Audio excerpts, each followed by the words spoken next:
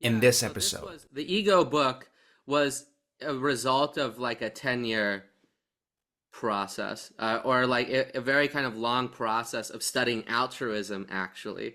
And right when I started studying altruism, I immediately got into these weird self-interest types, which is like there's group altruism, kin altruism, reciprocal altruism. And I did some studies about reciprocal altruism, about how you'd think this would work, but people seem to want to not get things back.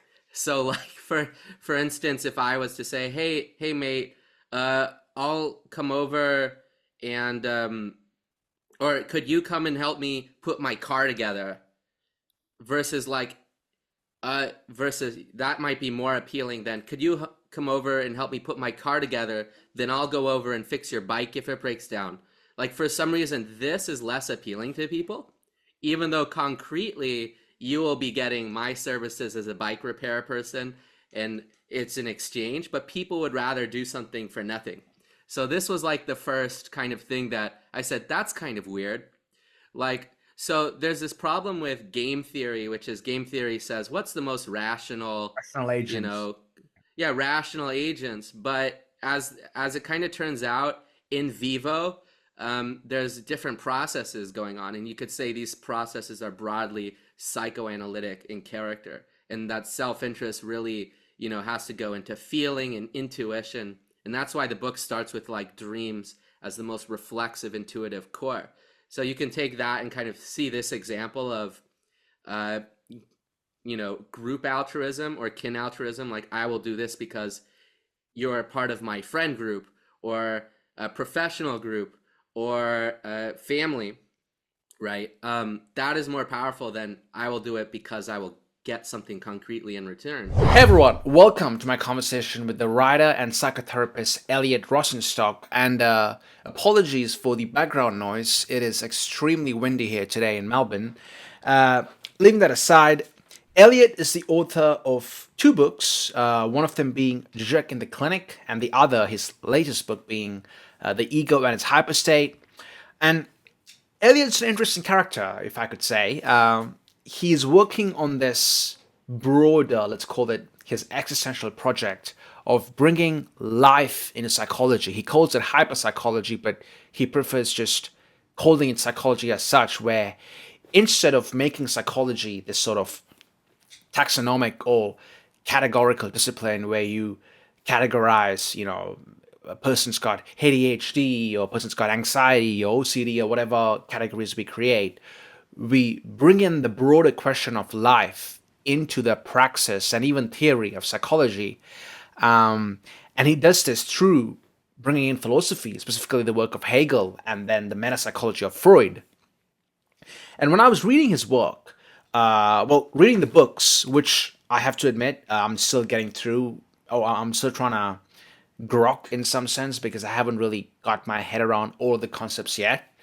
But when I was reading his books and also listening to his other podcasts and public interviews, one thing I felt intuitively was that he's trying to bring in the idea or the notion of human dignity back into the field of psychology, which for me, at least in some sense, has become a very mechanical, almost a-human, alien discipline, which ironically attempts to study the human subject.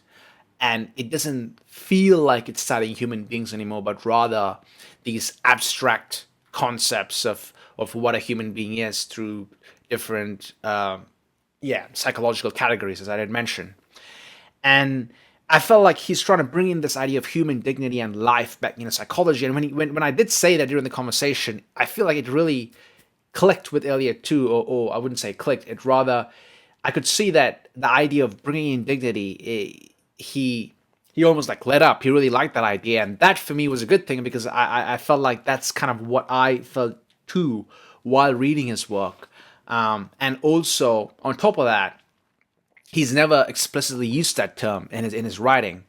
I'd even say, which is one reason why, even though I do talk to a lot of psychologists, people, and psychology has never been an interest of mine. It's always been theory and philosophy because for me, philosophy still goes to that question of life, whereas psychology, it's become a bit more of a tepid, vanilla sort of discipline where you're trying to just categorize people. And for me, that doesn't really do much, so at least I don't find that interesting.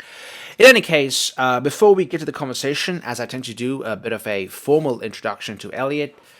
Eliot Rosenstock is a psychotherapist, and I should add, writer. He is the editor of the Young Freudians magazine, an experimental philosophy and psychology journal that provides ideas on everything from new ideas in psychodynamic therapy to eco theory. He's the author of Žižek in the Clinic and Ego and its Hyperstate. And I probably should mention the links to both those books are in the description down below. In fact, the Žižekian in the Clinic, you can find it on Eliot's Twitter or just email him and he'll send you a free copy. He is very generous in that way, let's say. Without further ado, here's my conversation with Eliot Rosenstock. I think I'm still getting my head around some of the Rosenstockian concepts, I'm Right. like for example, how do you define or how do you describe your concept of the ego? For some Yeah. reason, a part of me went into Heidegger. I was thinking of, are you talking about something like the Heideggerian Dasein? I Uh, appreciate you making the effort because, to be honest, a lot of these are technical manuals for myself, really. So, in terms of like, I really want to get into the true process of self interest. And it's very common for people to pick up my books and say, like, what the F are you talking about? Even Sadler said, on the first time through, I didn't get it, but it really needs us. And Sadler's like a uber genius who's like an expert on Hegel and Stoicism. So like if he's having to read it twice, and Alfie Bound, who's written on yeah, Hegel and jokes, and he said like, like I know you know what you're doing, but I don't know what you're doing, kind of thing. yeah, yeah, So yeah. like I appreciate you making. I would love it if people could understand my system a little better. And I have found it historically difficult for people to pick up my system and start using it. So I appreciate you making the effort because Oh, it sounds like you're making the effort to like really get it. So nah, thanks. I mean, mate, like I'm nowhere close to what you'd call an expert in any of these fields. I'm just a neophyte. But I think one thing I do enjoy is I certainly got it, especially from the Ego book, that you could see that you're really writing it for yourself. And for me, and I personally, I think that's the best kind of writing I enjoy. Like I think that's kind of why I even enjoy more, you know, continental philosophers over the analytic types, even though I come from more for like an analytic philosophy background, because for them, I think they've sort of already got it figured out, and they want to express it to a reader. Whereas I find right, a lot of the continental philosophers, for them, it's like an ongoing process. Maybe there's right. literature, but I feel like they're trying to figure it out as they write it too. Yeah, so this was the ego book was a result of like a 10-year process or like a very kind of long process of studying altruism actually. And right when I started studying altruism, immediately got into these weird self-interest types, which is like there's group altruism, kin altruism, reciprocal altruism. And I did some studies about reciprocal altruism, about how you'd think this would work, but people seem to want to not get things back. So like for instance, if I was to say, hey mate, I'll come over and or could you come and help me put my car together? Versus like versus that might be more appealing than could you come over and help me put my car together, then I'll go over and fix your bike if it breaks down. Like for some reason this is less appealing to people, even though concretely you will be getting my services as a bike repair person and it's an exchange, but people would rather do something for nothing. So this was like the first kind of thing that I said that's kind of weird. Like, so there's this problem with game theory, which is game theory says what's the most rational, Rational you agents. know, yeah, rational agents. But as it kind of turns out in vivo, there's different processes going on, and you could say these processes are broadly psychoanalytic in character, and that self-interest really, has to go into feeling and intuition, and that's why the book starts with like dreams as the most reflexive, intuitive core. So you can take that and kind of see this example of, group altruism or kin altruism, like I will do this because you're a part of my friend group or a professional group or a family, right? That is more powerful than I will do it because I will get something concretely in return. So this is why, like, self-interest, like in terms of ego, I think is worth thinking of broader than kind of what color is your parachute, what's your Myers-Briggs, what's your attachment style, all this kind of, no, really. And there's a problem broadly with psychology that there's a lot of categorical knowledge in psychology that works as this kind of like answer. Taxonomy, Or yeah. yeah, it's funny if you watch Hannibal, they say, and then they're trying to figure it out, and then they say, and that means he's a pure psychopath. Like, like, why is that the answer? It's like the man's murdering, he's doing this, and then it's like ultimately there's this psychological category as if that says something. But I think there's not a kind of movement of psychology into this basic kind of process philosophy, starting with like Heraclitus, like in the most basic sense, process, and moving into like Hegel, which is static nothingness process, right? It makes sense because I'm a baby Hegelian. I'm still figuring out Hegel myself. But one way I see the dialectic is that it's a movement. It's not, it's not like which is why you can't formalize it. The Hegelian dialectic, for instance. And right. and one thing you hit the nail on the head there. This kind of categorizing and creating all these taxonomies or whatever you may call them. They do like, okay, explain he's a sociopath, or like, I don't know, what are the stuff in the Myers-Briggs, introvert, extrovert, all these things you come up. You're an ENTP. That's my Myers-Briggs, ENTP. Yeah, I don't even know that explains it. I'm Yeah. a Leo. Is it a coincidence? Are Leos ENTPs? I'm a Sagittarius. I don't know what that is. My dad's a Sagittarius, actually. There you go. It's all lining up. It's all lining up. Yeah, there we go, bro. No, but you can see how you can take these universal categories.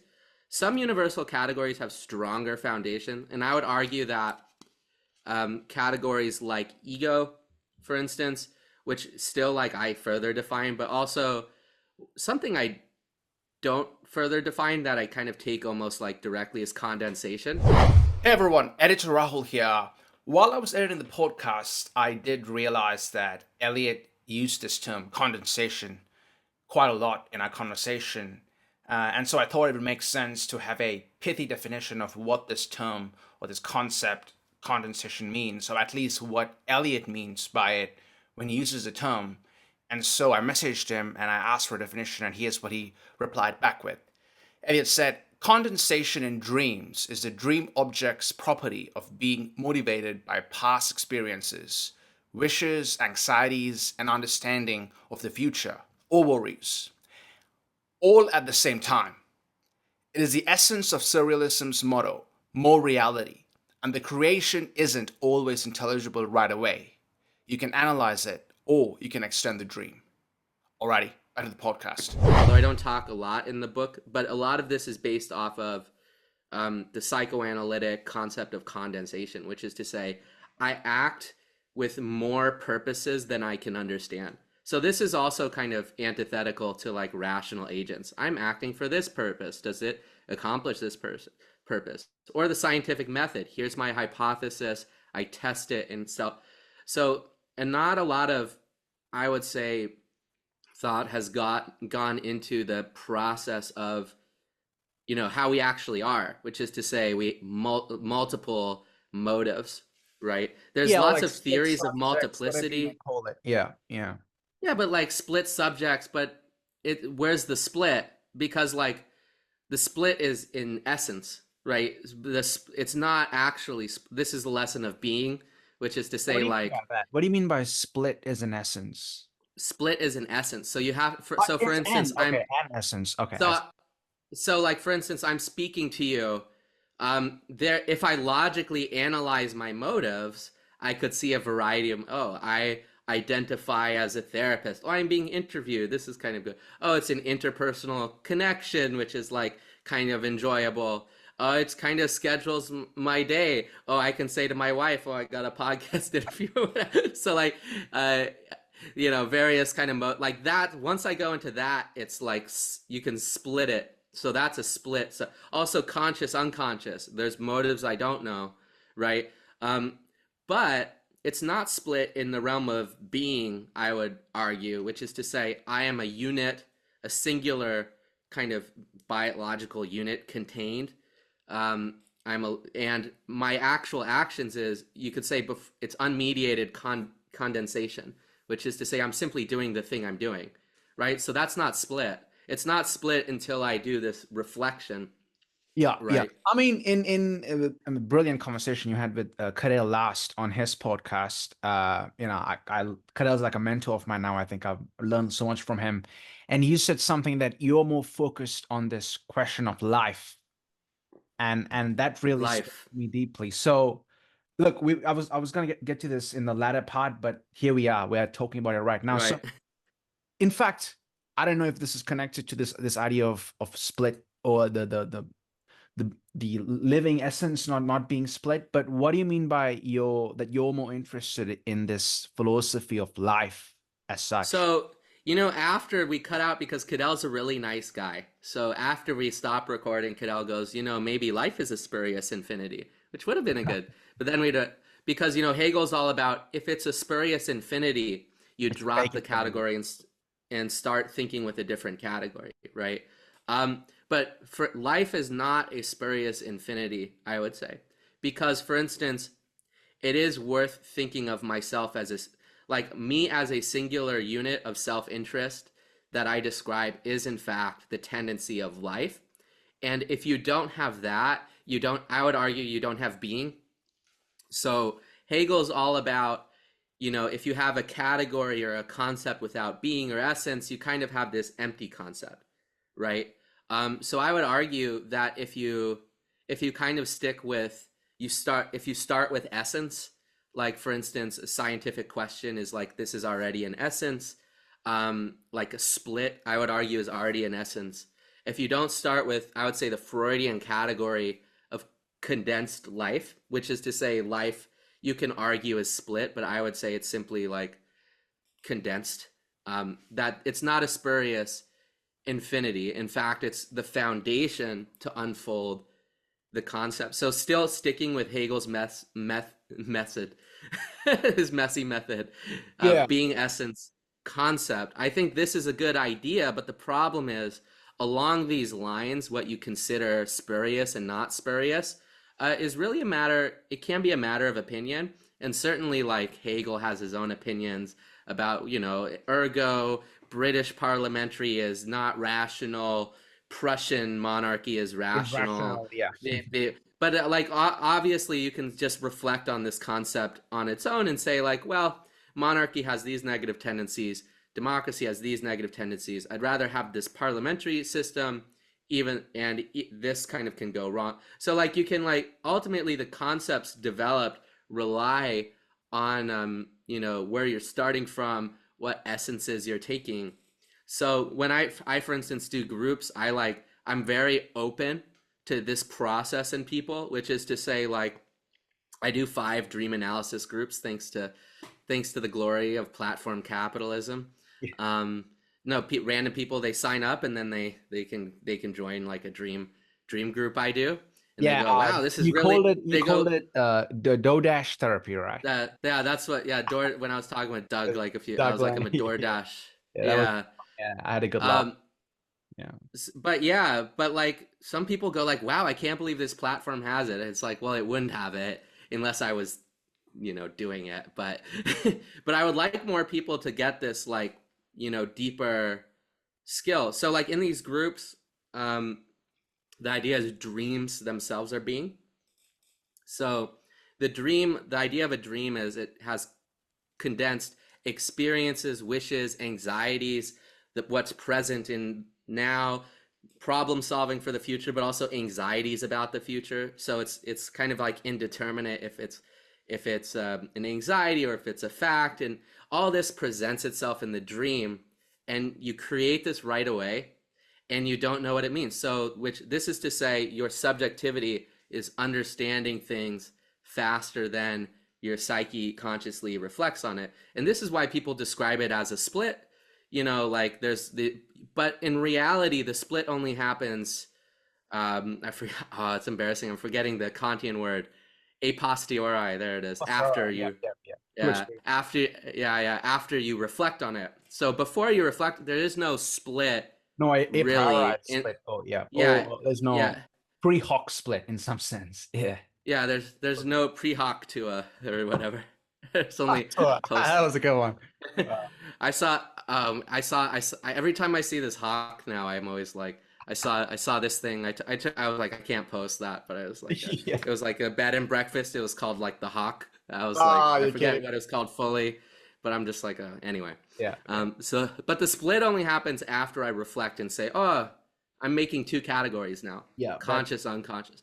Which I do. I've never thought of it that way. I think in that sense, I still do think in some essentialist sense where for me the split is just like an ontological split.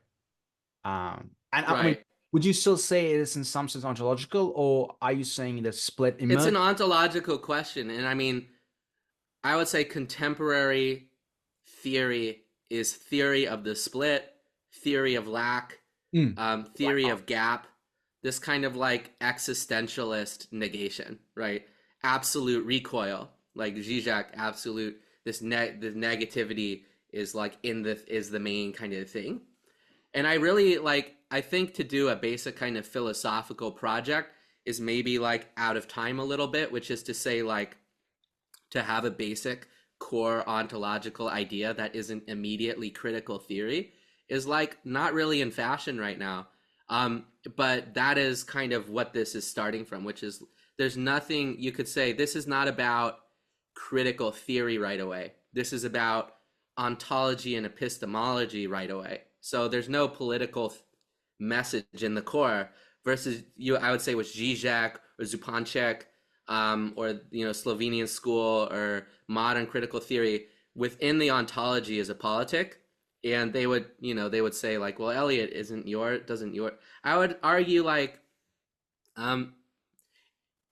insofar as like all thoughts you can orient yourself towards politics or philosophy, but I would say like you are going to miss out on the nature of life, like the category of life, if you don't understand that there isn't this condensation, immediacy process that has a rationality. You can take essences, you develop concepts, but concepts, I also think of concepts as smaller than being, like, as well, which is to say like we develop concepts, but ultimately the concept we develop.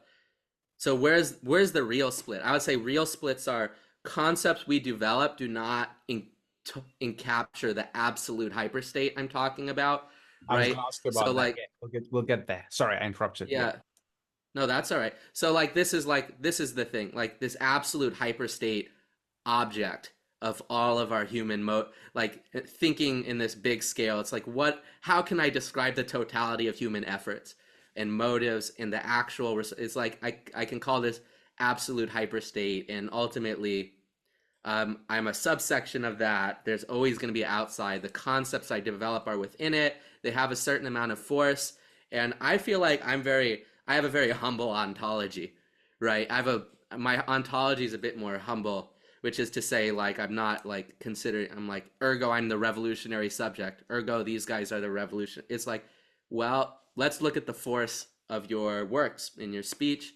What does it do? What does it not do? How does it interact with what already is and what could be, and this kind of thing. So I think it is like a properly philosophical method. It has some concrete benefits, I would say, also kind of in terms of practice of psychotherapy, which is to say psychotherapy has to work for all peoples, really.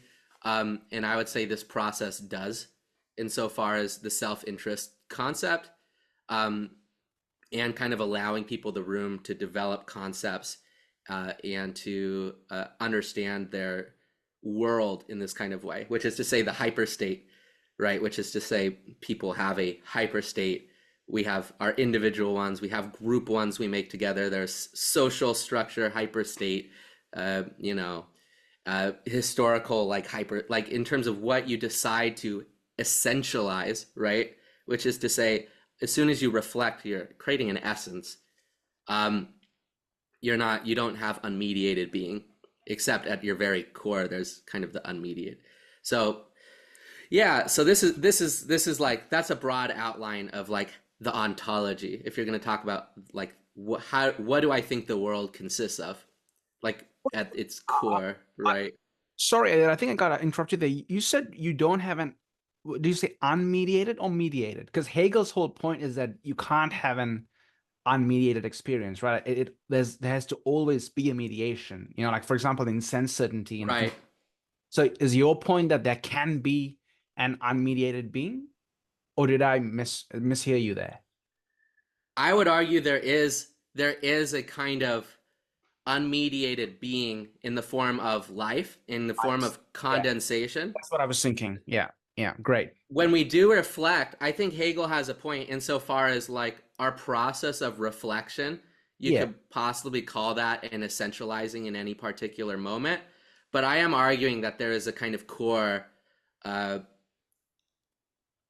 unmediated process. And the character of the unmediated process, insofar as like it's not unmediated insofar as like it doesn't go through our senses, but we can use the concept of unmediated to say it's so reflexive, right? So for instance, like I have a dream, I create a dream. I'm equating this with unmediated being, right? So I'm equating this with pre-reflection, pre-taking the essence of it, and pre-concept. And the reason I'm using the word unmediated is to kind of draw this back to this kind of core material of life. So I can see in maybe a technical sense insofar as like, but isn't it going through your psyche? Isn't it going through, there is like a category of your like meat, but I think it goes back to the meat, right? Okay. So I've got a question. In fact, I didn't tell you this, but I'm writing a small review of your book right now. I'm trying to like break down your concepts, in like a nerdy definition kind of way. So Right. one thing I want to ask you is this, Eliot, is that is this life, the philosophy of life you speak of, kind of like this Nietzschean way of existence, Yeah, I'm so glad you asked that. No, definitely not. Nietzsche is a moral philosopher at his core. That is He has yeah, please elaborate. Yeah, definitely not. Nietzsche has this idea that certain concepts like Christianity, like socialism, are intrinsically negations of life, right? So this is a different idea of life. So like the idea is like, oh, this has been developed, but he even calls himself a psychologist in places. He says, and this is why he's saying, well, you're developing these concepts out of resentment. And in fact, even in the ancient world, philosophy is developed out of resentment and a lack of power. Ergo, but then the next statement is, ergo, they're bad and the warrior is good. But tell me, why is the warrior simply good? Why is a guy who doesn't do philosophy and kills people with a sword better than a philosopher? I would say in a basic sense, that's fucking stupid. like I don't believe that. I think if Nietzsche was getting like sliced by this guy, I don't think like this is essentially good because it's strong, right? I agree. It has a certain so like force. He has a force of an idea, like say that warrior has, I represent Sparta, insofar as I act with the Spartans and I do that. But that's like, also I kind of put it into equivalence with I would say Christianity is a cause. I'm a priest. I'm trying to spread. Like I don't judge like ontologically, and this is kind of why it's like a therapy process, which is to say this is an interest, it's a cause, right? So like ultimately following the essences from like the dream, like you could describe people's different motives, like, oh, he's doing this because he was beaten as a child as a Spartan. Like for instance, you could say, well, it's not really simply unmediated, right? He had these core conditions. But this is why it's like a bit of an idealist philosophy, which is to say, like, I put less emphasis on this sort of cause, which is to say, like, what is the root cause? This is part of the hyperstate, you could say, but ultimately, insofar as somebody acts with the kind of motive of a basic, like, I'm expanding Sparta, I'm expanding my person, even if he has some traumatic reasons, it's like maybe that's less important than what he's actually doing, right? And you can measure your own self. Say if I'm a slave in Sparta, like I'm gonna be like, well, he was beaten and traumatized, and this is the tendency of psychology. He was traumatized, he was kind of like, made a child soldier. You can all that's true, but another way to look at that is, he is the Spartan upper class. He is, he can beat me if he wants to. Does he? Does he join with the other? Oh, he seems to join with those guys and beats that guy. So he's part of this interpersonal network. He's part of this cause, right? And maybe that's more important. So I think there is this kind of also, insofar as bringing psychology into the actual force of like action, right? So I think like this is necessary, which is to say to push psychology from a kind of like categorical understanding, from a history is simply the answer, to into the actual, right? So I would say this, sometimes they try to do this in cognitive therapy. Oh, cognitive therapy, we're going to forget about the past. What are your thoughts? Oh, I'm thinking this. What are your actions? But this doesn't really say enough, right? Oh, how do you feel? I feel kind of stressed. And it still kind of ultimately relies on these categorical trauma kind of stuff, but it doesn't ever get to the point where it conceptually understands what's happening. So like I'm kind of writing a book now, which is titled Hyperpsychology. Yeah, I'm aware. And yeah. This is the big project, right? Oh yeah, you watched the Cadell thing. So hyperpsychology, and like the idea is, I say hyperpsychology only really to say psychology, which is to say like, what should psychology consist of? Like it should consist of these actual forces. I can conceptualize the present. I can understand the forces of the present. I can understand the forces of the past, and I can understand forces in the future in a more actual way. So the idea is we are getting to like I am like positing this is like a deeper rational way to understand the world. So it's not simply speculative, like the highest form of being art, is the highest form of being class war, right? I mean, is the highest form of being Geist, or is it your family? Is that the highest form of being, right? And I'm ultimately arguing, if you want to understand why you think any of those, you should start from the dream, really, in terms of the multiple motives, which I am calling unmediated, right? Insofar as it's probably better to say pre-mediated. I see. Because I like your pre-reflective, pre-mediated. I see. Yeah, it might even be able to say because I would say the prime mediation is the essentializing. Yeah. Is this essentializing and actualness? Because this is like, the ego, the idea is the ego takes these different forms. It can't be captured by a personality type or a category. It ultimately takes the form of actual force, right? And ego, this is why in the book it's like ego as exact math, right? So this is to say, like, ego is not my concept. Ego is like, there's a kind of exact math of the ego, hypothetically, that can be rationally understood.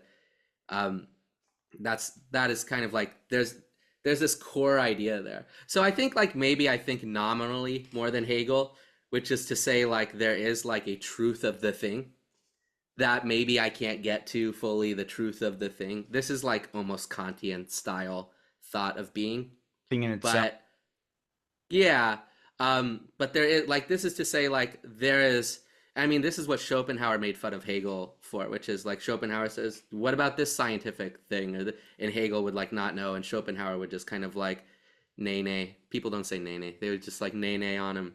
Be like, you don't know anything about science. You've picked up maybe something about math. But so this is to say there is kind of a science of being, right? There is a kind of being that we're not necessarily in touch with. And so like I could say, if I could hypothetically have a supercomputer attached to me that followed every single motive and calculated every action via my kind of categories of cause and like all this kind of stuff, maybe we could get something close to like a mathematical calculation of different categories and how much force this, but I really think like that would be an impossible task to like parse out things in this different way in terms of like how much is it working towards, how much are you influenced by this cause in the world, like how much are you speaking about this particular cause in the world. So anyway, So for this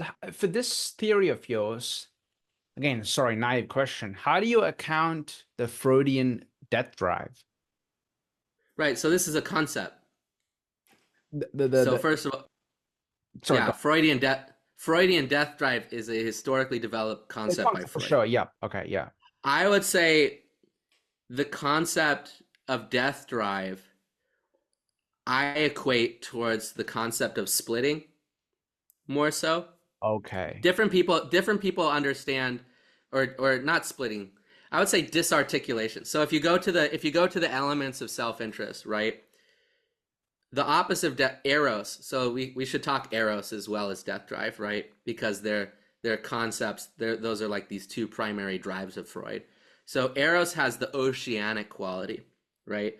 And he writes a lot of things have an appeal because of the oceanic quality. And a lot of times concepts can work like this. So concepts take self-other. Like for instance, we are two different people, right? I have a life, you have a life. But by the concept of psychology, we're unmediated. Isn't that interesting?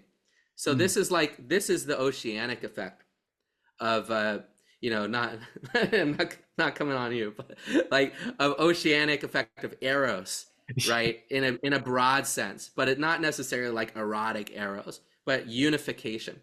So I think there is something beyond. Yeah, unfortunately, you're married, mate, so it's not gonna work. Unfortunately, you're married. No, but this is like why I don't think it's necessarily sex and death, because it's like there are different kind of unifications possible. So alternatively, say you create Rahul Publishing. I said punishing. Rahul Publishing, exactly. And say like, oh wow, like these contracts you're offering or this kind of things, I don't know. I don't like this sort of like controversy. I don't like how I like so they want to unify via the Rahul Publishing. That will be our unifying I was like, and it's called after you, and I don't know. So then for instance, death drive is like I want out. Right? So like that means, so I would say like exit. And I think this like works with like contemporary theories of exit. Like for instance, Nick Land, very much about exit theory. Yeah. Modern kind of broadly libertarian theories. I think they're totally necessary to understand the ontology of today in terms of like, is there a tendency towards more and more and more little realms? This is like a little realm. Like how do we have this little realm? Through technology, through very specific concepts. So I think we need to understand that in a broad ontological sense, Nick Land and this kind of type of right-wing thinker, they have something to say about meltdown. Like things are melting. Like we're not going to a central psych authority to make this little kind of realm. Yeah, Žižek says we're all perverts horny for the apocalypse. Perverts horny for the apocalypse. Apocalypse. But it's not that sounds good, but that's not true, really. Like I think he was making more critique of like our current zeitgeist. Yeah, No, yeah. It's like a metaphor, but but is it like is that ontologically true? Like, Yeah, and this yeah. is like, I, I think this is the task of philosophy, which is like, oh well, he's saying something, but this is like a mythology. You So speak of Žižek has mythology in this, yeah, in Ego and the Hyperstate. yeah. So he's like saying something. He's saying this as relates to the broad socialist cause or progressive cause, but it's not ontologically true.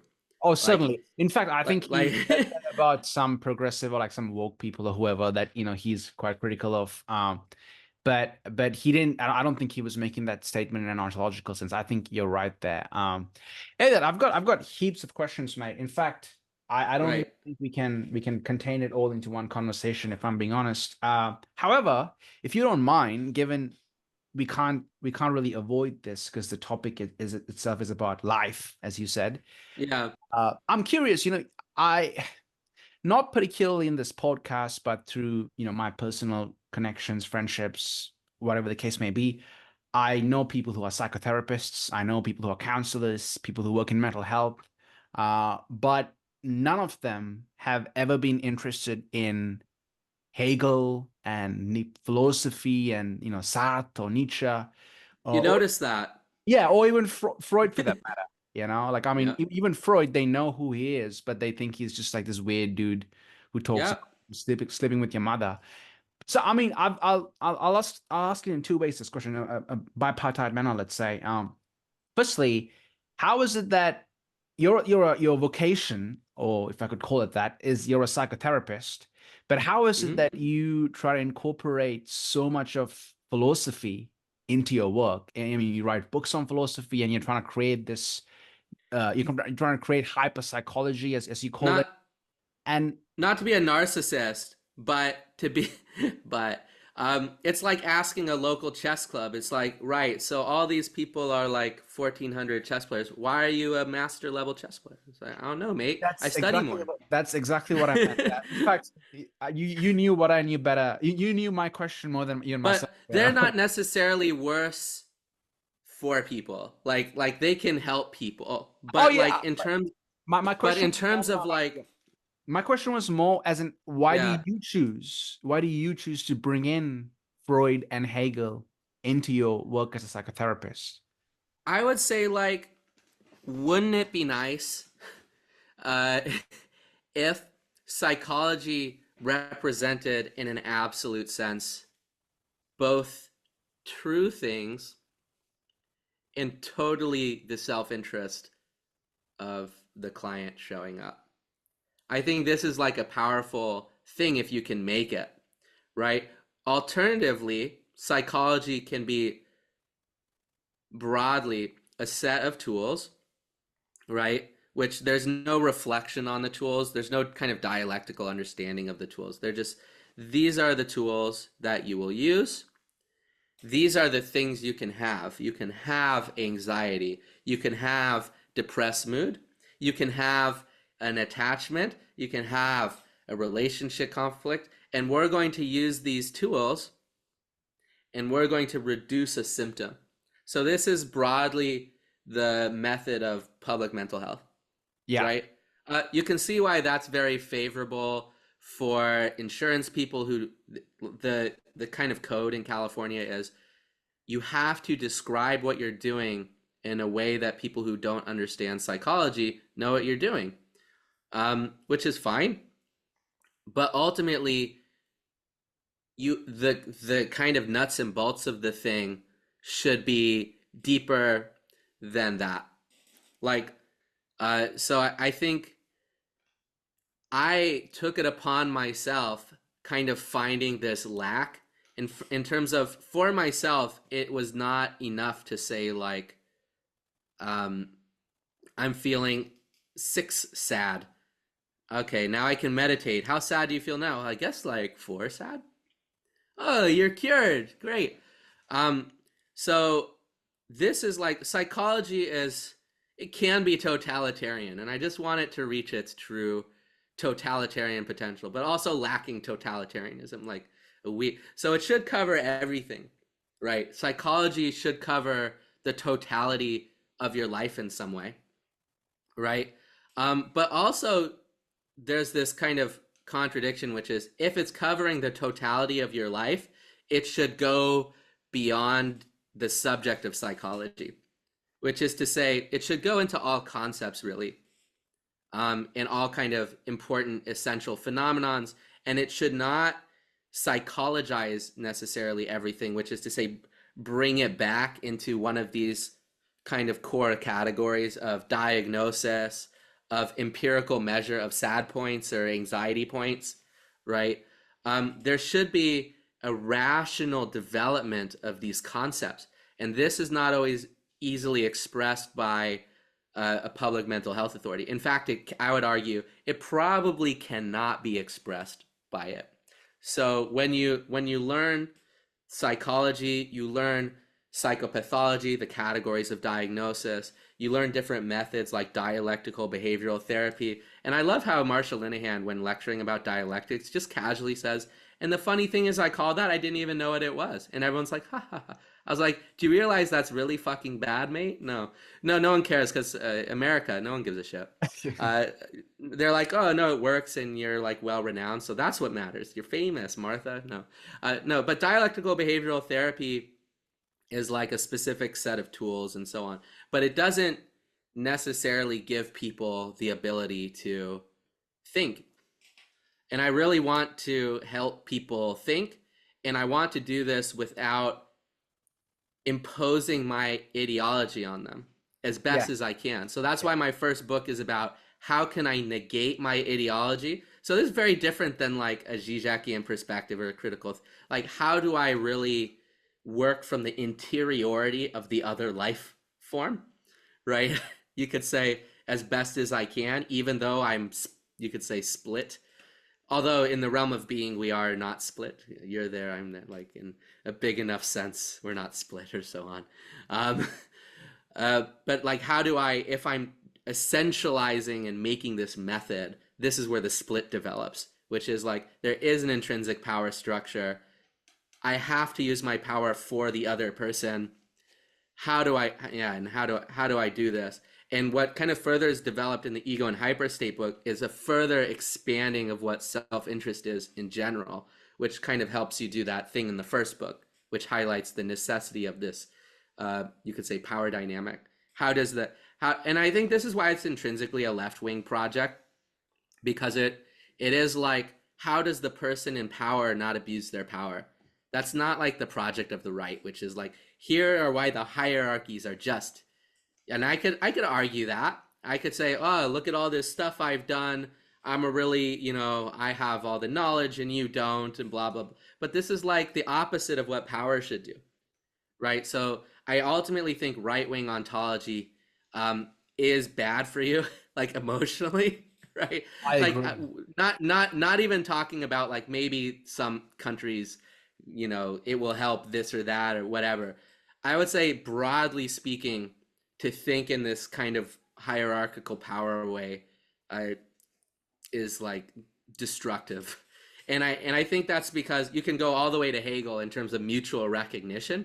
Like, should you use your power to uplift other people? Firstly, should you know the limits of your power, right? Which is, I know about psychology and then I could reach this cause and then I don't know about it. Like I don't, for instance, putting a podcast together. Like that has its own set of things, and I'm very not good at organizing that. As you saw, you're like, Eliot, let's do the podcast. Oh fuck, I'm at the gym. So that's like its own thing, right? So that's a limit of my ability, right? So power should know what it's good at. It should use it to uplift others. And it should know its limit. And this is like not, I don't see this in the right so much. I think Nick Land tries to do something like this sometimes, but other times he doesn't. Like other times he says power essentially better people kill, the Yeah, die on the street. it's very Aristotelian right-wing ontology. Like, Aristotle is probably like a modern rightist where everyone's got their place within the hierarchy. Right. And then I prefer more the Platonic way. I think I want to make a few comments on what you said about psychology. Um, in fact, I completely agree because it's funny. We kind of caricature of psychoanalysis. One could be, oh, we have an unconscious, so we have all these desires, and we do things unknowingly. We do self-destructive things, whatever the case may be. But what I find interesting is the more I've read psychoanalysis, Freud or Lacan, it really is a project that comes out of the Enlightenment, as in it really does respect people as being rational agents, as being rational beings who can think, who can partake partake in life, as you say. Whereas for example, again, some more cognitive scientific way of thinking about subjectivity, it completely ignores this idea of life. It says like, okay, humans, we're driven by I don't know, this motivation, this incentive, and A leads to B. So the kind of what you describe the game theoretic way. And I do like that you're trying to, in some sense, in a very audacious way, reinvent psychology to its essence, in many ways. Where I was going with that was, in fact, to ask you this question about this book, Žižek in the Clinic. Now, unfortunately, for some reason, I think I was more drawn towards your second book. So I read Yeah. this carefully than Žižek in the Clinic.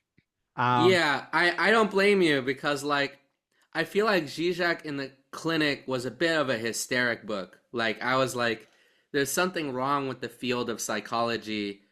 Um, I'm gonna broadly like say like all the things that are wrong with it. This is No, like no, a kind of more his. it was regardless a very enjoyable read. I think this is a stupid reason, but one reason I read this more was because I had the physical copy and I could read it Right, wherever. Whereas just in the clinic, I had the PDF. So it was like a dumb, right.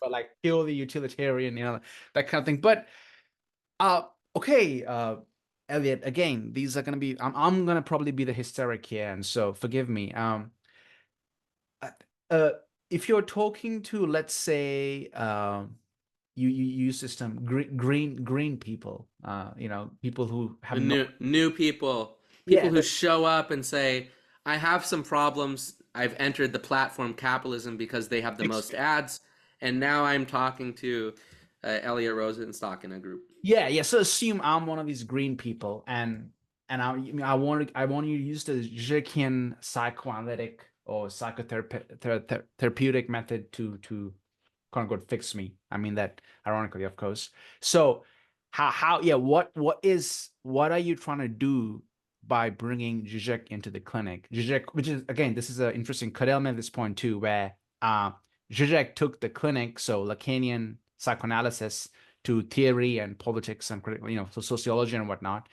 But you're doing the opposite and bringing his philosophy back into the clinic. And Yeah, what is this it's for not the what green? Lacan's trying to do. So it's like the problem is like ultimately the idea is what is the ideological critique. So you bring Zizek into the clinic to critique the intrinsic ideology present in modern psychology, right? Perfect. And all, yeah, so like this appears as an objective ontological system. Like, oh, do I have the ADHD? Do I have the anxiety? Why is this the category of life? I was like, maybe go back to like, let's go back to 600 to 800 AD. Let's look at what the Jewish, Christian, and Islamic communities were drawing. They drew some people, and they mark the people, and they say this is your this, and like, why don't we use that generic system versus? And there's an anthropological idea. I've only recently started studying with some better educated people in anthropology. Um, Why don't we use ancient generics? So there's a concept of a generic, which is to say I draw a body, right? I draw a body and I attach a bunch of concepts to the body, and I say people basically have this kind of system, and that's a person. And if you're doing, and religions can do this. Oh, here you're doing this, and that's what a person consists of. So in a Hegelian sense, and a ideological critique, we're taking kind of psychology's diagnostic system as a generic. It has kind of the appearance of medicine, but it's not the same thing. I mean, if people hallucinate, you might say, well, what about people who hallucinate? It's like, yeah, there are people who hallucinate and that's kind of rare. And so there's schizoaffective disorder, schizophrenia, delusional disorder, right? And this kind of thing. But another way to say is they hallucinate. They take a pill and it drops their dopamine and they stop hallucinating. Like, at what point do you need the generic? I think it's less kind of solid than people make it out to be. And people know this. All the professionals know this, and they say this. They say, well, this is broadly helping us figure out some psychological treatment models. So, like, you want to, like, focus on this or that. But ultimately, I would argue, like, psychology has the capacity to have you relate to your unmediated or pre-mediated intuition, or your psyche, or your subjectivity. And ultimately, this is more universal, which is to say, bringing your rational capacity in conversation with not just your most impulsive self, but there's a even more impulsive self than your most impulsive self, and that is your dream self. When you dream, you're creating a deep world of concepts, condensed, synthesized, right? This is that word. It really is synthesized. It's not dialectically split, but it's really, you could say, pre-mediated synthesis of being, right? So this is more impulsive than your most impulsive kind of self. And ultimately, how do you bring your essentializing process and development of your decision making in conversation with this, and some basic kind of categories of life, which are like interpersonal relationships, telos, cause, right, and this kind of thing. Yeah. So that's kind of what I'm trying to develop as, like, when people get this, they go to therapy and they get this. First of all this stuff can match up quite easily, which is to say, like, oh yeah, I have this symptom and it reduced. Like, that's all still there. Like, we don't have to throw that away. Like, we can still do symptom reduction and so on. But there's a kind of, like, qualitative potential about how to do this, which ultimately is not expressible by insurance or even kind of medical speak. It needs philosophy, right? We have to talk philosophically in order to, you could say, deliver the highest quality psychology, which is to say, thinking and feeling itself and being and acting.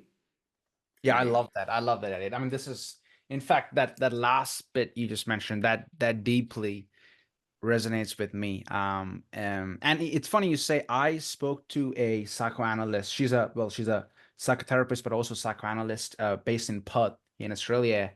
And she essentially made the same point. She said, like, she doesn't really even engage much in theory like the way you do. She's very much, sticks to, like, Freud, the praxis than the theory.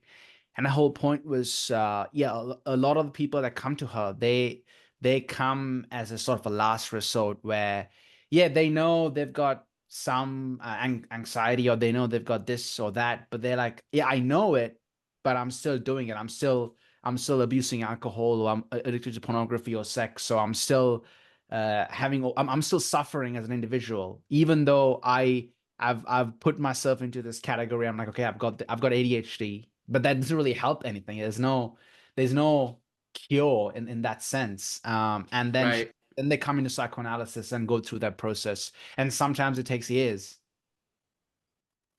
Yeah. Well, I mean, at least psychoanalysis is making the space for this. Like it's like psychoanalysis laid the foundation to like let people free associate, to interpret dreams and things like this. I'm not sure if she does interpreting dreams. Maybe she does if she's doing psychoanalysis. Yeah, I'm not Right. sure. I mean, I haven't spoken to her in about a year, so, but she wrote a beautiful essay on love, which I kind of want to talk to you about too, because you do mention friendship in this book. However, Right.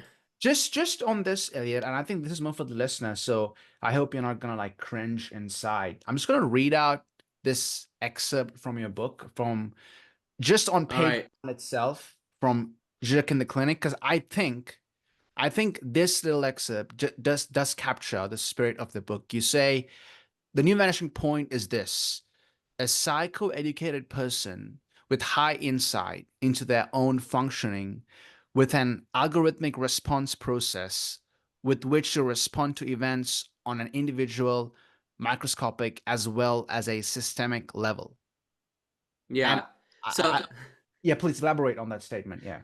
so aesthetically, I would say maybe that's not the best way to put it, but nonetheless, it's like it's once you say algorithmic, like this kind of thing, what it means like is like how do you respond and how do you kind of understand yourself? When I was writing that, I was thinking about this intuition level a lot, or Žižek in the Clinic, this kind of first moment, right? Which is to say, what is psychotherapy doing? It's kind of working directly on this first moment. So before I kind of in Ego and the Hyperstate described, well, what is in that first moment? This is like, well, you're you're being informed, you're getting psychoeducation, you're changing your relationship to your intuition reflexes in this first moment. So the algorithmic, when you say algorithmic, aesthetically, this is like me in my 20s and so on. But like, that what that really means is your intuitive reflex, in terms of this intuitive reflexive first moment, right? It will change. Like I would even say, like it all the way to like ultimately, if you really, it'll change your dreams, right? Like all the way down, like to say like this process of psychotherapy, as you're speaking and as you're kind of doing things with people and as you're rationally kind of understanding, it will change your unconscious. So like I feel like that's also, so that's true, that's kind of fun, algorithmic, but let's just say because this process has the capacity to introduce your rationality to your kind of most impulsive self or your psyche, like ultimately your education is getting in there, in terms of understanding is getting in. This is why psychology is totalitarian, because it really goes to like the core of your thought and understanding. But I'm trying to say like people have, once you're there, you do have the freedom ideally to develop the concepts that you are already developing. But let's say like someone comes in and they're like a crypto libertarian and they say like not like a secret libertarian, but like a crypto bro, like libertarian, crypto libertarian. And they're like, well, Elliot, like I'm really trying to make it in crypto currency, and this is kind of what's happening, and this is the fluctuations, and these are the difficulties, and I might start talking about it. Well, how is this working for you? It's like, yeah, it's tough for me. It's maybe maybe it's not working for me. Maybe it is working for me. I'm certainly like, in this process of this, and it might even, psychoeducation might say something like, there's a couple ways to look at this. There's like the addictive property of technology itself and gambling. Then there's the cutting edge kind of future in terms of like, this is cryptocurrency, could be a new digital currency. There's all this kind of stuff. So, and maybe you can tell me more about why you're in cryptocurrency. And there's a moment where it'd be like, well, I really believe in it. Or like, I don't fucking know why I'm in it, actually. Or like this kind of, so there is like this measuring, and you kind of have to bring in arguments for and against, and ultimately your concepts are somewhat ideological, but the idea is like you're trying to do this with the most kind of freedom, existential freedom for the person to kind of work through it themselves. And sometimes they'll fall and make a change. Other times they maybe will reinforce. Or for instance, like people that are very organized at work, like extremely organized, and they're having some trouble because they're so obsessed with organization. Maybe they're OC. That's me. Yeah, that's me. you. Yeah. Maybe they're OCD. Maybe they're this kind of thing, right? So this is like one way to think of it. But it's like, would their treatment consist of like saying you're thinking about these things, but really you shouldn't. So this is like an ideological, which is to say like, this is a symptom. Maybe you should get rid of this. Or actually, there's some positives to being organized. Yeah, right? I was just going to mention that. I'm glad you brought that up, because for me, I know maybe they'd call me OCD, but I never really cared about that. I was like, yeah, I'm OCD, because for me, it's at a very practical level. I realized that being OCD makes my life better. Like, as in it in the sense that what I find is I'd suffer more if I was, in complete chaos and just not organized and shabby and like I'm Yeah. nonchalant about things. And at least for me, subjectively, I guess I've embraced the symptom, Well, maybe so the wrong like, thing to do, I don't know, but yeah. wouldn't it be weird for me, who just was like, oh shit, I got an interview, to be like, then come into a therapy session with you and then say, you're too organized. Like, this is what psychology has the potential to do, right? Rather than kind of put it into the process of the actual, which is to say, like, how is this working in your life? What are the stressors, right? How is this not work? So it's back to self-interest. Like, can I ask you, Rahul, just not to therapize you, but just one question, which is like, are there any downsides to being really organized? Yes, I think I don't deal well with uncertainty. But then the way I deal with uncertainty, or like the stress from uncertainty, is through like physical pursuits. Like, I mean, if I'm stressed, I'll go like run a marathon or something on the day just by myself. And I find Right. that physical relief, that I don't know what you would call it, that helps me deal with that. But I'd say that's one. And the other probably would be, yeah, I can be like a bit of an annoying partner or like an annoying friend, because I want things. I'm like a fascist. Everything's in point, order, time, discipline. Right. So I think those two. Yeah. So those are two specific. So you have yourself stated the downsides versus me picking them from a symptom list. So you said the downsides are uncertainty is difficult, and on an interpersonal level, I want to control other people's actions, and it causes conflict. Sometimes. Right? Sometimes. So, I mean, these are things that can be worked concretely through a process. And you see how that's very different than saying you have OCD, here's some benzos or something. And that's Like, where it goes back to the yeah. idea of, in psychoanalysis, free association. There's a fundamental dignity to that, isn't it? You say you're a human being, you respect the human being for who they are, and there's a dignity that you can work through this. Yeah, I do resonate with that. In fact, I gotta say this too, Eliot.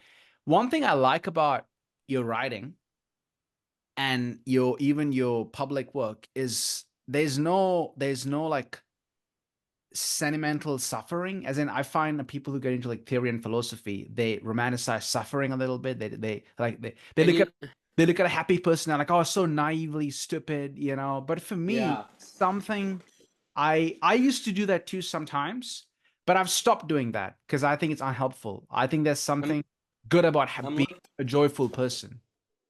I'm looking for my witch. I call it the philosopher's rune, but maybe I've put it away somewhere. Is it back there? Is it back that way? One second. I'm gonna grab it. Yeah, grab it. You know what? I'm not. I'm not gonna continue looking for it, he says, while continuing to look for it. Well, what is it, a book or It's a book, so this is a direct response, but I actually did some witchcraft. Where no I'm way? so Okay. upset I can't find, not really witchcraft, but like Yeah. so I have that's so it's always right there, and I can't believe I think I cleaned it, and I'll have to sort it out. But I have my Slavoj Žižek signed copy of Ayn Rand's The Fountainhead. Oh, that's somewhere. hilarious! I love it. It's hilarious. So, and when I handed it to him, he said, "Ah, yes, Ayn Rand the greatest."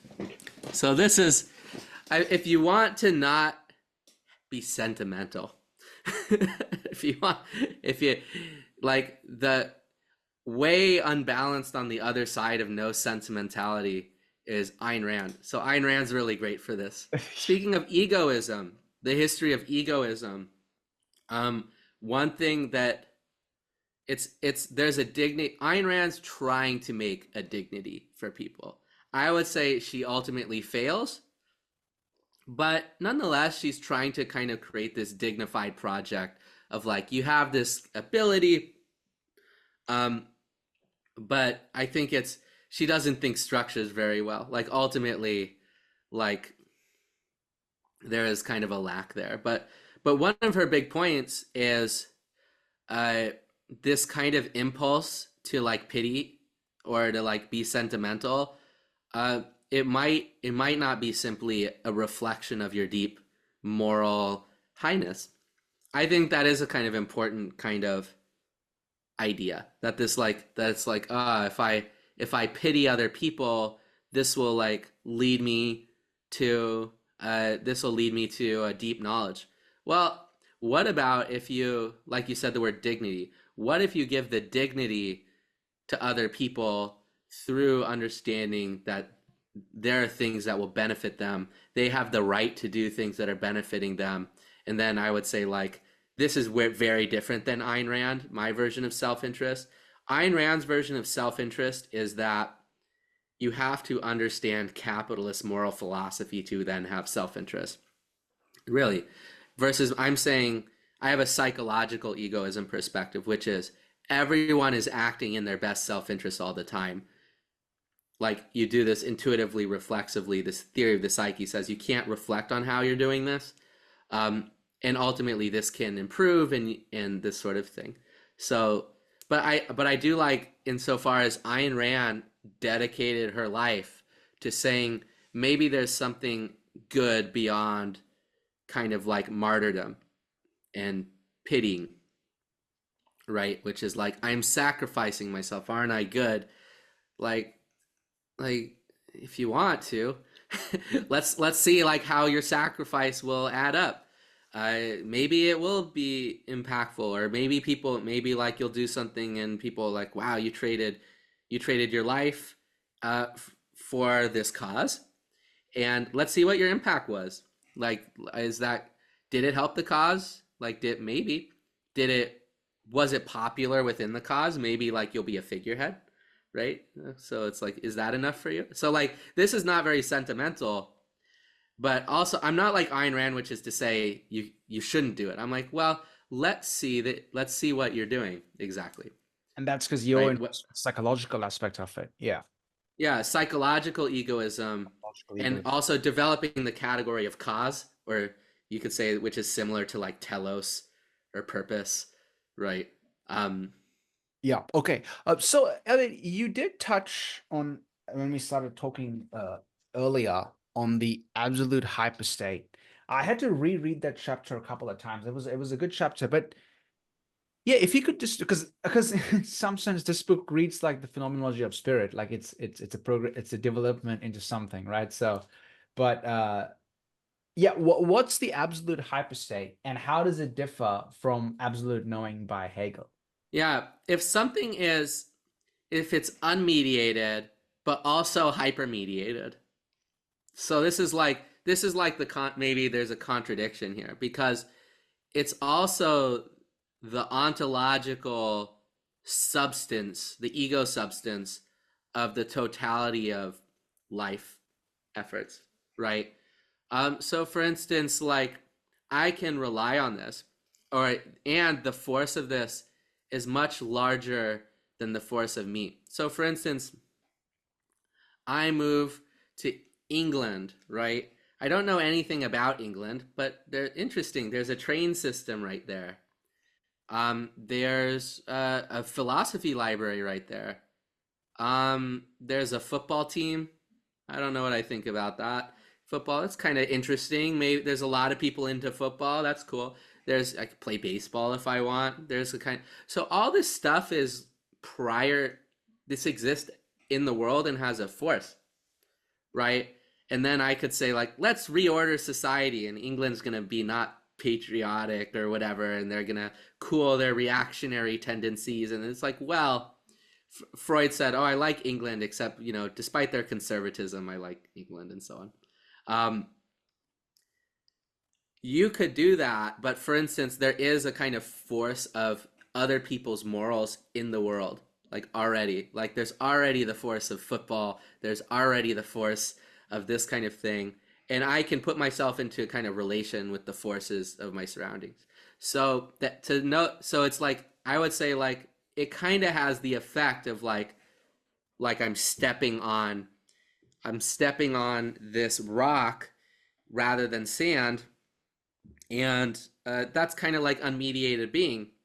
But really, I'm stepping on the concrete efforts and ideas of the people, like a large amount of people's efforts all at once, and kind of like I step on a rock, right? It's that. And the idea is to show people that this exists. And this is like how the idea is concrete. I say idealism because it's more material than materialism, right? I don't say idealism because I'm sentimental. I'm very not sentimental, like you kind of pointed out.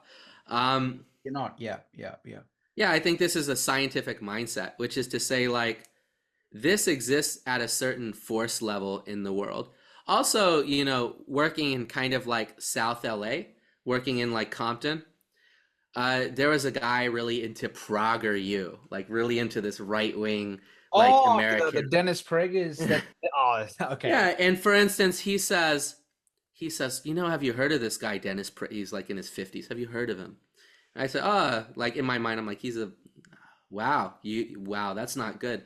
So he ultimately has to not just deal with like, I have room for him, but also he's like a therapy person. So there's like a limit to like, but ultimately his like ideas are a bit weak and not in touch with, and they have a certain, so there's me, like, I'm not like negating him or whatever. I'm like, oh, I'll listen to him. I'll respect him. And I'm not going to call him like an idiot or something. But however, the setting that he's in, being in like South Central Los Angeles, Black and Hispanic population, if your source of knowledge is Prager you might come up against, you could call some absolute hyperstate issues, which is to say like, no one wants to maybe hear why there are core ways that South Central kind of runs, like certain ideas, like for instance, the Nation of Islam, which were my greatest kind of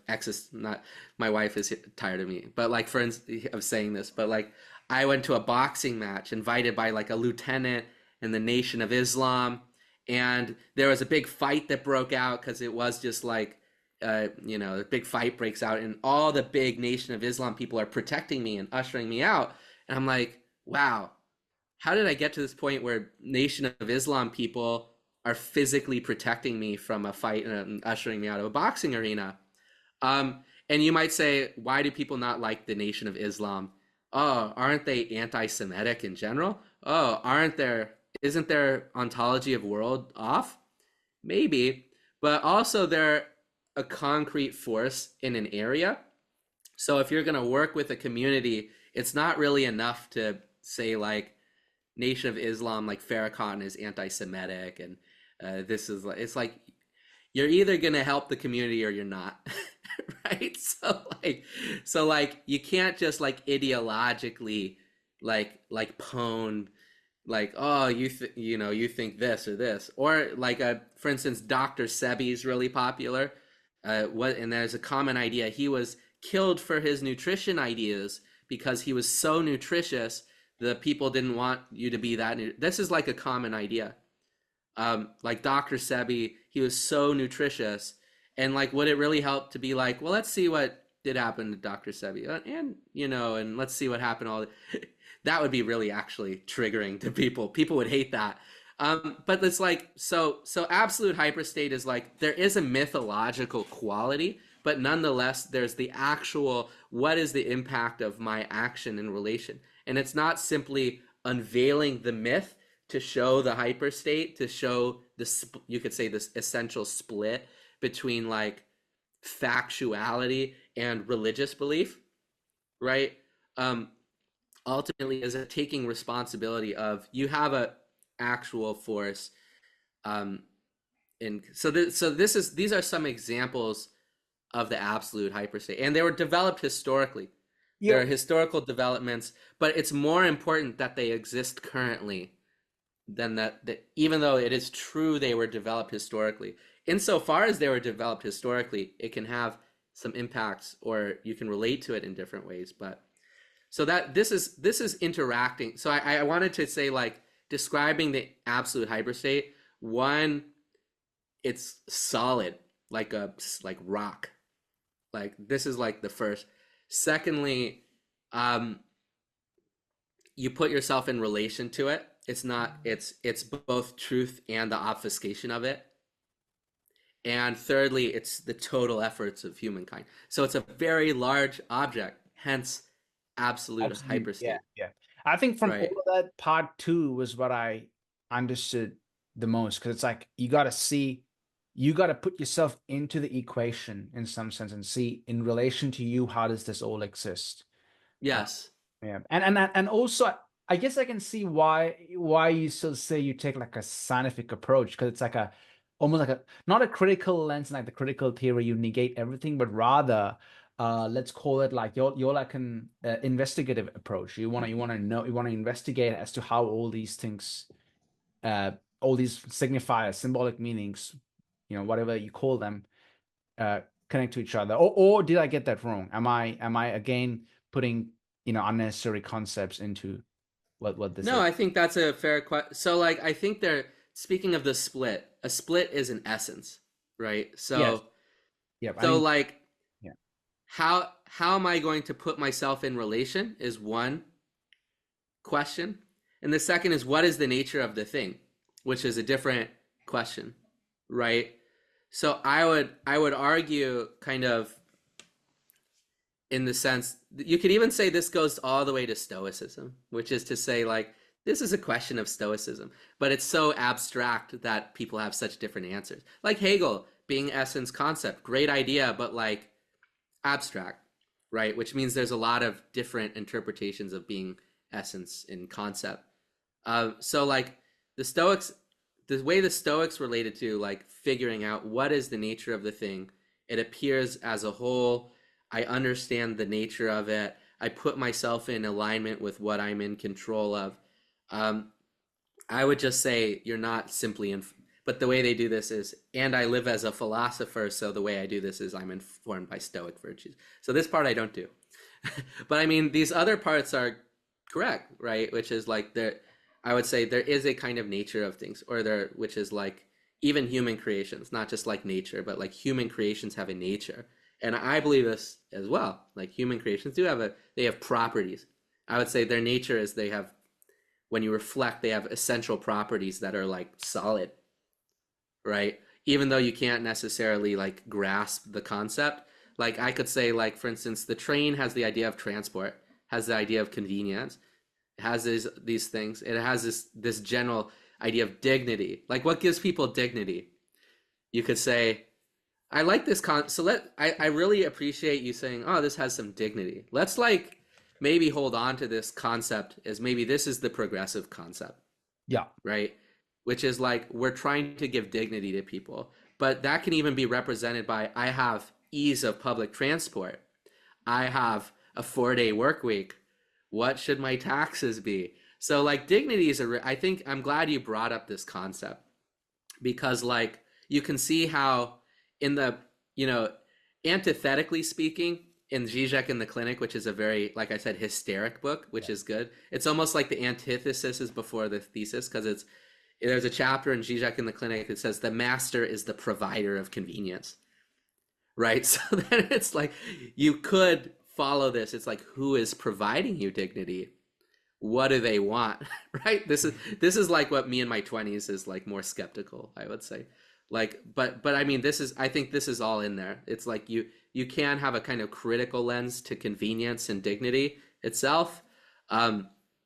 So yeah, but this is what it looks like to go to the nature of the thing, and why the concepts, they're not simply idealist insofar as like, isn't that like how humans should be? It's like, no, it's in the fucking thing.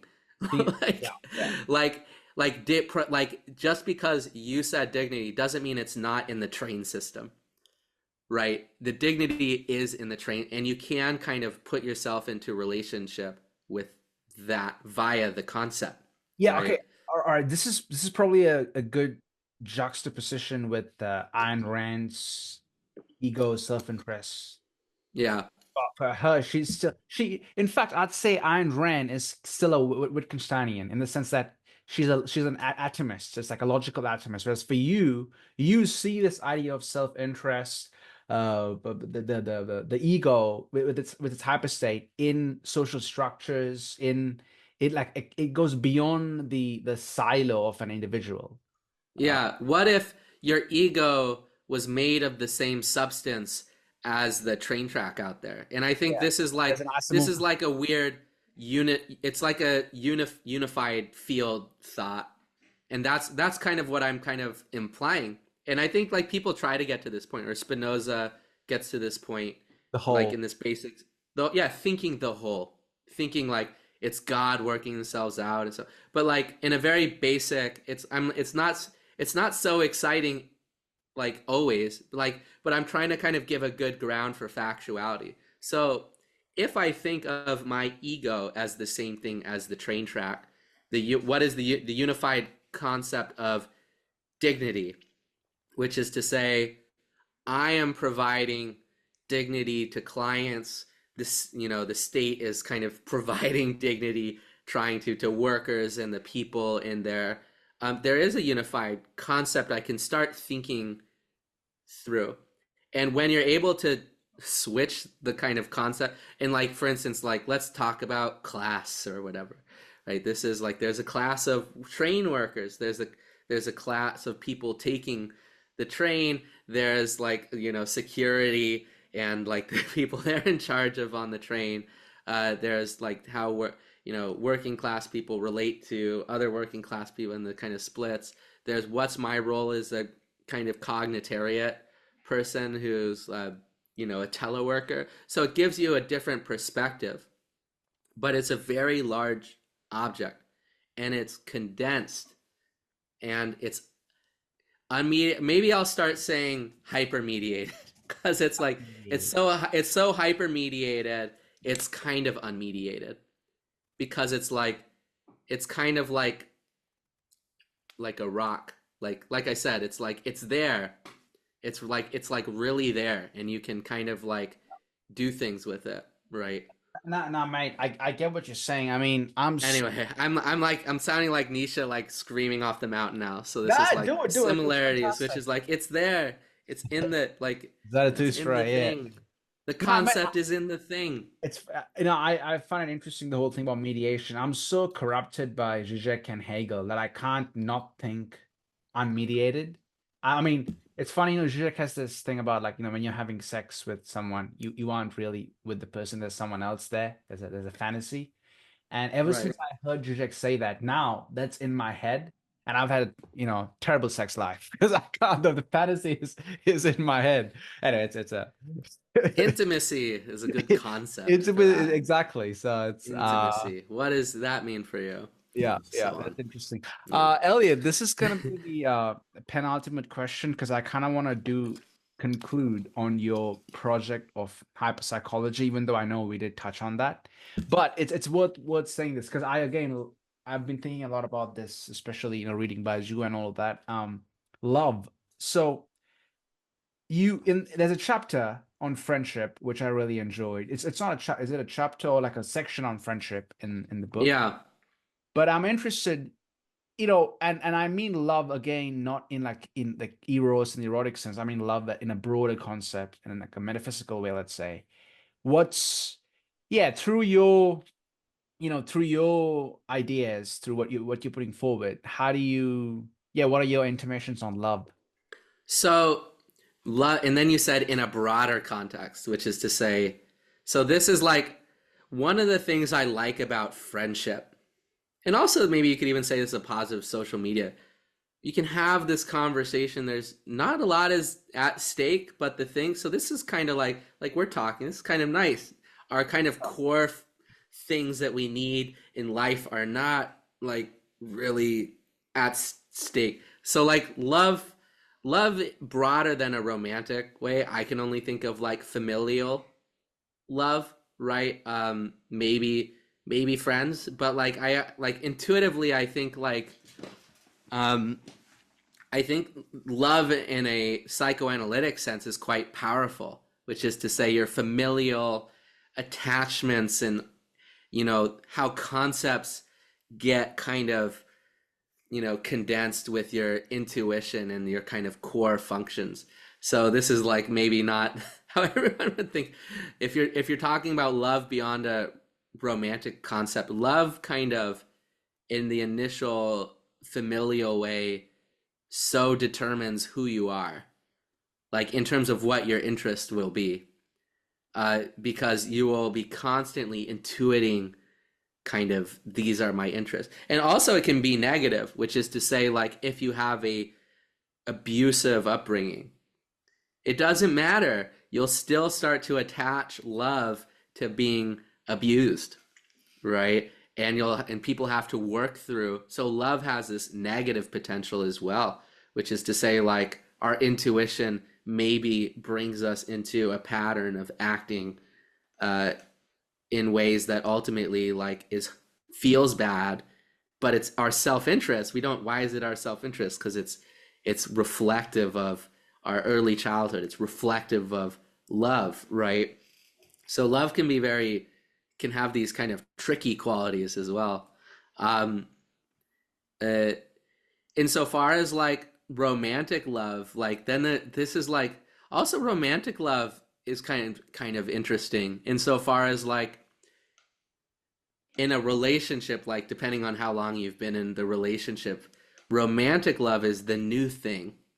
It's like it's happening, you could say, if you're in a relationship and you're dealing with the old familial love, right? Your attachments, and they're getting conflated, right? And this is where you get Freud. Like, what's with the conflation of familial love and romantic love? And then people understand Freud is like, ergo your mom and so on. But I mean, this, in terms of the real force of it, is like the force of, you could say, the attachment concept. This is like, it's hard to avoid the attachment concept because it's a good kind of solid so much so entire schools of psychotherapy are all based off on this word attachment, right? So I think love is something that we tarry with, and it also brings in kind of your life structures as well. Like how do you structure your life? How does your life start to reflect the things that you like or don't like? And so love is like a powerful core. Like I would say of like, if you get into self-interest and then like, and that core can be like bad in some ways. Like the core can be like repeating dynamics from early childhood, right? So this is like where basic kind of psychology insights of psychoanalysis are important.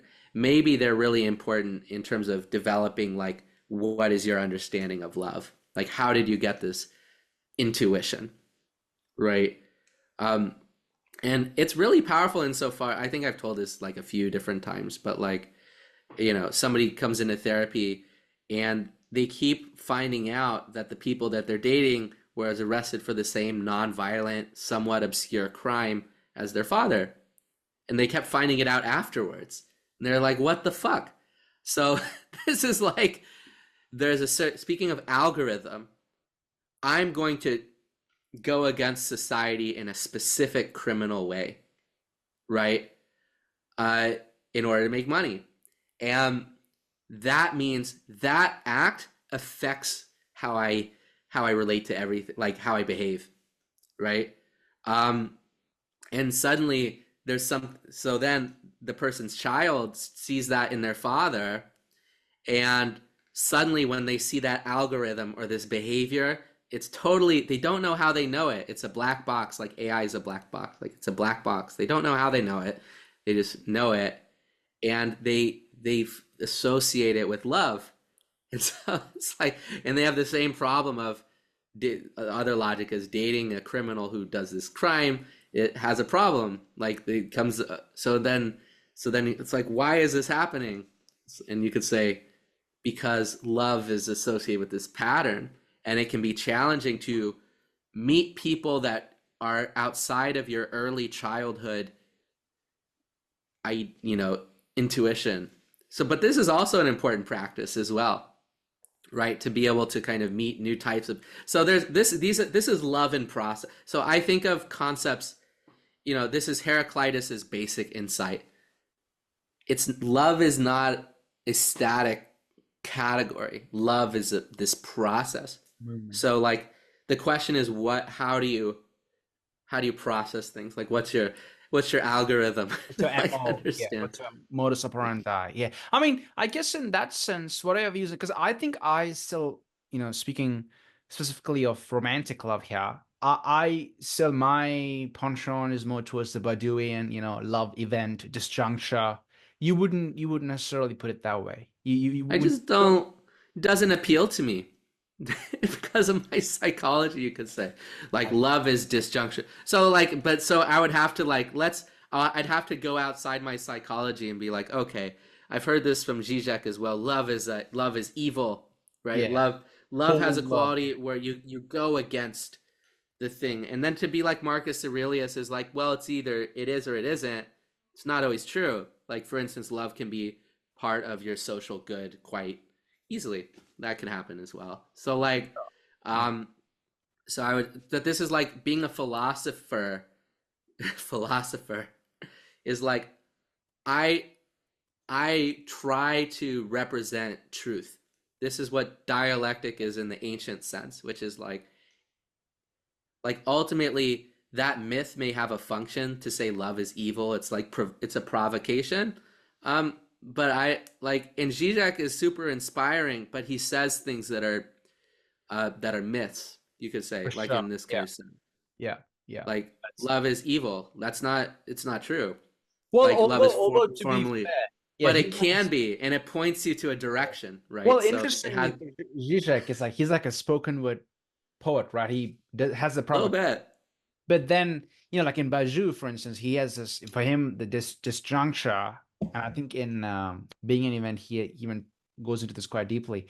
But it's like after the event, you recreate a new myth for yourself in some sense. As it's not like, oh, love is evil and you fall and it's just the abyss, and but rather there's Right. like, you need to recreate a new myth in maybe in Rosenstockian terms, in your self-interest. But also, I would also add to the new myth, it's also possibly an old myth, but the relation is new because it's actual and present. I see. Right? Okay, well, So like fit up. So, but like, and I don't say this to like dab on Badu, but insofar as like what is not true. So, and when people talk to me, I'm very open. If I say something that's not, people say they are, but like if I say something that's missing something or and I can't say it all, as Lacan says, on this television when they put the they're like, he scams everyone to get on camera because there's no social media, and he goes, you can't say it all, which I like more than Peterson. Yeah. I'd rather have a Lacan, Yeah.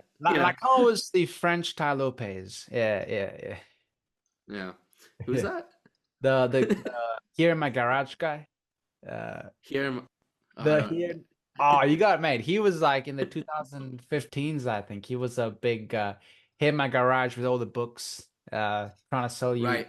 self-help courses. Yeah. Anyway. Oh, got it. Got it. Yeah, so I was but no, that's great. Thanks, Elliot. I think I'm getting at I'm trying to put myself in your shoes in some sense, and it's sort of working. So I'm curious. So this, I'm reading all these books, trying to make sense of your project, but then yeah, can you articulate your project, of you call it hyperpsychology, or like the next book you're writing?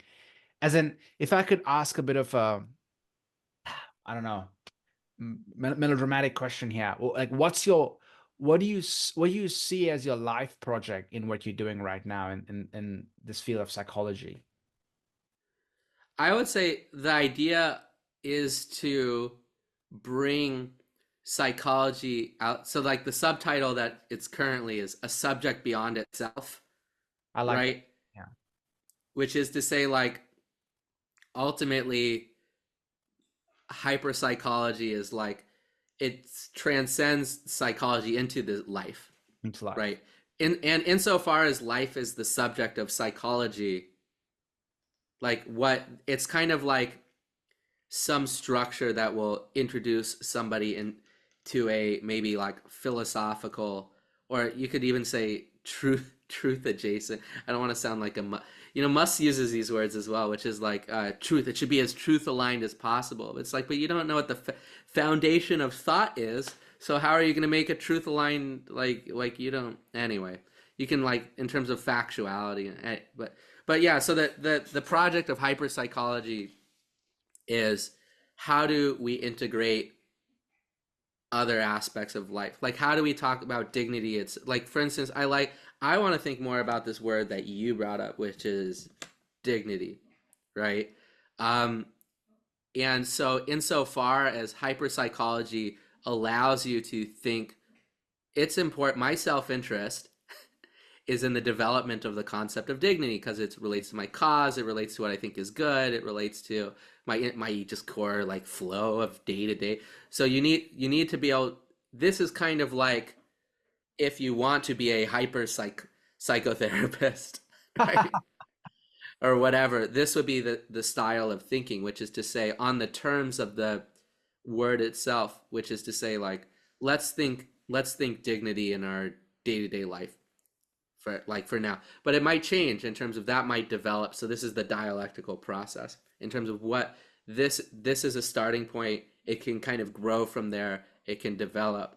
But insofar as hyperpsychology is a word that allows for the framework of that dialectical process, right? And you'd say eventually you just want psychology to become hyperpsychology. It's just going to be about life as such. Yeah, which is to say, I would be fine if people just if they understood that and didn't say hyperpsychology every five. Like, you don't have to say hyperpsychology to do this process of what is unmediated or hypermediated, hyperstate or whatever, to kind of put yourself into relation with all the concepts. It's like, why is dignity sticking out? Because dignity it's a concept. I think it transcends politics, right? It is related to politics, but it kind of also, like, it kind of says the dignity of peoples without good political views. It says during conflict, like, for instance, I'm thinking like Marcus Aurelius writing the Meditations, but he's at war. So there's this, like, it's kind of hard, like, to be in conflict with somebody and ultimately you're like fighting them concretely. Does dignity come into play? What and I mean, this is kind of like, so I think this is a important kind of concept, and I want people to be able to understand that their intuition can turn into conceptual developments in this way. Like, and it goes down ultimately to this core psychoanalytic dream concept, like, in terms of you have an intuition beyond your intuition or beyond your impulse. Impulse, yeah. Your intuition is your totality of your psyche, right? And so you can't ever access this totally, just like you can't ever access absolute hyperstate or all of being or every concept all at once. You have to kind of put yourself in relationship to this, and it's kind of a suggested relation to concepts and intuition, right? Beautiful, As beautiful. well. That's the perfect place to end it. Thank you, Elliot. Thank you for your time. I'll leave a link to all the books. In fact, your Žižek in the Clinic, you just left the free version online, so I'll leave a link to that too. And also, no, please steal the books. And I can't say anymore, but just steal them. Or if you want the books, you'll have to reach out order them, to I reach out to us. suppose. But yeah, anyway, I highly recommend it. I'd say, have some self-respect and respect your dignity and struggle through the writing, and you get at it. It's worthwhile. But yeah, thank you for your time, Elliot. I really appreciate it. Great. So take care. Thanks, mate.